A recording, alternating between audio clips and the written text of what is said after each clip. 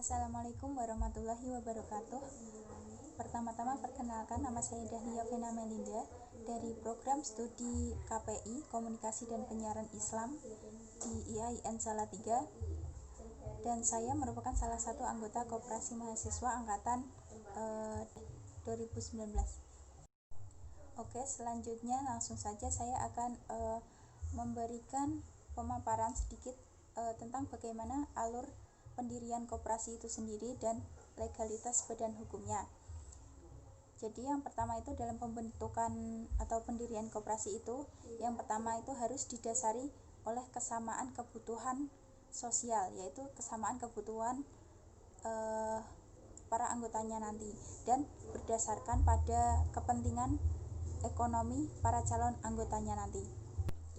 Kemudian selanjutnya, koperasi itu sendiri terdiri dari dua bentuk koperasi, yaitu koperasi primer dan koperasi sekunder. Di koperasi primer ini biasanya terdiri dari 20 orang atau 20 anggota, sedangkan pada koperasi sekunder ini terdiri dari 3 badan hukum. Kemudian dari dua jenis koperasi ini kita akan menentukan kita akan membentuk koperasi primer atau koperasi sekunder. Kemudian setelah itu, biasanya untuk membentuk suatu koperasi itu kita akan mengadakan sebuah rapat anggota pembentukan koperasi, atau di mana kita itu mengadakan rapat para anggota nanti yang akan menjadi anggota koperasi itu sendiri, dan kemudian setelah itu menyusun anggaran dasar koperasi, dari mana kita akan mendapatkan anggaran dasarnya nanti. Kemudian setelah itu mendaftar sebagai prakoperasi. Pada pembentukan koperasi itu sendiri dilakukan dengan akta pendirian yang memuat anggaran dasar seperti yang sudah saya sebutkan tadi.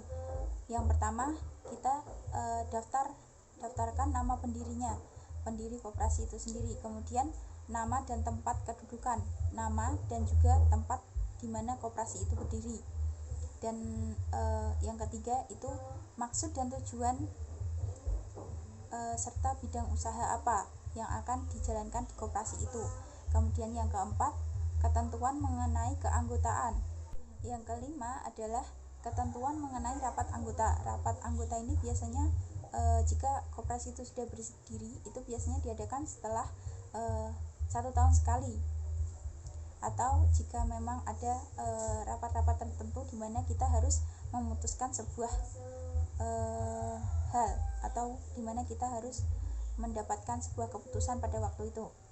Kemudian yang keenam itu ketentuan mengenai pengelolaan, bagaimana koperasi itu dikelola. Kemudian yang ketujuh mengenai permodalan, modalnya itu dari mana saja, itu modal sendiri anggota atau modal dari meminjam dari bank. Kemudian yang kedelapan, ketentuan mengenai jangka waktu berdirinya. Kemudian yang kesembilan itu ketentuan mengenai pembagian sisa hasil usaha, di mana ini tuh dapat kita peroleh nanti dari peranan kita di dalam koperasi itu sendiri. Kemudian yang ke-10 itu tentang mengenai sanksi, di mana jika koperasi itu melakukan sebuah pelanggaran atau hal-hal tertentu di mana yang harus mengharuskan koperasi itu dibubarkan atau ditutup. Kemudian setelah itu saya tadi menyebutkan tentang mendaftar sebagai prakoperasi untuk mengawali sebuah pembentukan koperasi. Prakoperasi ini adalah koperasi yang belum memiliki badan hukum. Jadi koperasi yang belum memiliki badan hukum itu disebut dengan prakoperasi. Biasanya prakoperasi ini itu ditujukan untuk para anggotanya ini atau dari koperasi itu sendiri bisa memantapkan aspek kelembagaannya, kemudian administrasi organisasinya, akuntansi koperasinya, terus kemudian ada peningkatan kinerja usaha koperasinya, dan juga aspek permodalan. Jadi semuanya kita mengumpulkannya dan memantapkannya pada prakoperasi ini. Kemudian prakoperasi ini itu diharapkan dapat berlangsung atau dapat kita kembangkan selama 1-2 tahun dengan melihat aspek perkembangan koperasi itu sendiri. Dan yang terakhir, pengelolaan prakoperasi. Nah, pengelolaan prakoperasi ini biasanya berlangsung selama 1-2 tahun, dimana di sini itu koperasi kita akan dilihat perkembangannya dari segala aspeknya. Dari pengelolaan prakoperasi ini nanti, maka kita akan setelah adanya perkembangan koperasi yang ada di koperasi kita itu, baru kita bisa akan berlanjut ke tahap permohonan badan hukum. Nah, untuk permohonan badan hukum ini sendiri terdapat 2 proses menurut Permen Kumham nomor 14 tahun 2019 tentang pengesahan koperasi. Yang pertama yaitu tahap permohonan nama koperasi. Yang kedua, tahap permohonan pengesahan akta pendirian koperasi. Di tahap permohonan nama koperasi ini, kita akan mengajukan nama koperasi yang akan kita dirikan nanti kepada menteri melalui direktur jenderal. Kemudian permohonan ini biasanya diajukan melalui sistem administrasi badan hukum dengan format pengajuan nama koperasi, yaitu dengan nama koperasi yang dipesan itu sendiri dan jenis koperasi. Untuk nama yang akan kita ajukan untuk koperasi kita itu nanti juga memiliki beberapa persyaratan. Di antaranya itu terdiri dari paling sedikit 3 kata setelah frasa koperasi atau jenis koperasi. Seperti misalnya kita akan mengambil koperasi simpan pinjam. Nah, setelah itu kita akan koperasi simpan pinjam KSP. Nah, selanjutnya itu nama koperasi kita taruh di depan nama KSP bunga atau KSP apa gitu. Kemudian untuk ini persyaratan yang kedua itu nama koperasi yang kita ajukan ini usahakan untuk belum dipakai oleh koperasi lain.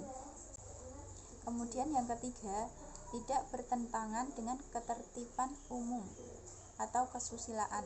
Jadi namanya itu tidak boleh menyeleweng atau nama-nama yang tidak mematuhi tertib.